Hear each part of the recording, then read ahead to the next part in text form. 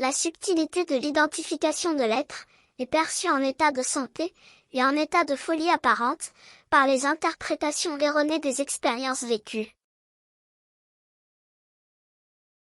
L'être, très souvent, se soumet aux interprétations erronées et se livre à la santé apparente, ce qui le ramène et le maintient sans changement au comportement commun et adapté au modèle social, compris comme normal et naturel. Les expériences qui éveillent les états élargis de l'être sont alors émoussées et se limitent à l'atrophie qu'elles ont reçue. Combien se sont livrés aux préjugés de vivre en accord avec le modèle moral et éthique des traditions, porté au plus haut niveau, et ont abandonné les expériences dans le monde élargi. Combien de concepts de réalité et de fausseté ont embrouillé la compréhension de l'être. À cet égard, le texte laisse très clair le danger et l'inexistence de la nécessité de soumission.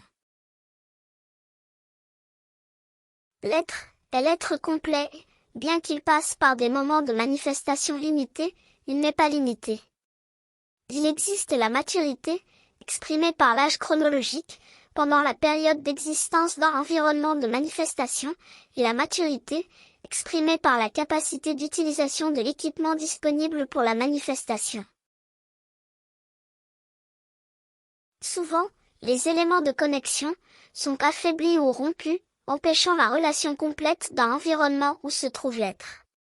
Cette déconnexion est traitée comme une maladie mentale, en raison de l'incapacité de fournir des réponses demandées, et considérée comme naturelle et normale. Divers concepts définissent les différents types de réponses. L'incapacité à utiliser correctement l'environnement, cependant, n'incapacite pas l'être.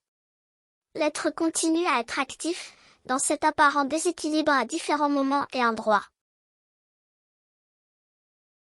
Il n'y a aucune erreur dans les ajustements et les adaptations, dans la compréhension des dysfonctionnements. Cela fait partie des limites de compréhension que la maintenance de l'environnement exige et impose.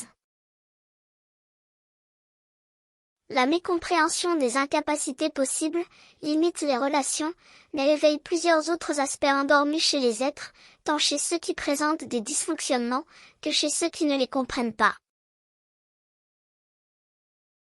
L'adaptation de l'être, lorsqu'elle est provoquée par des dysfonctionnements, n'est pas facile à comprendre.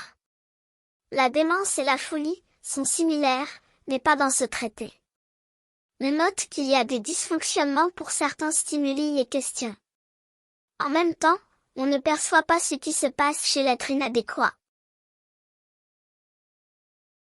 Les modèles conceptuels parviennent à identifier et à établir l'existence de mondes parallèles.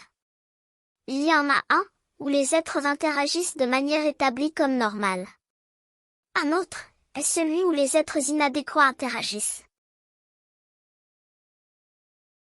Un troisième monde est celui qui est l'intégration, ou la tentative d'intégration, des différents mondes.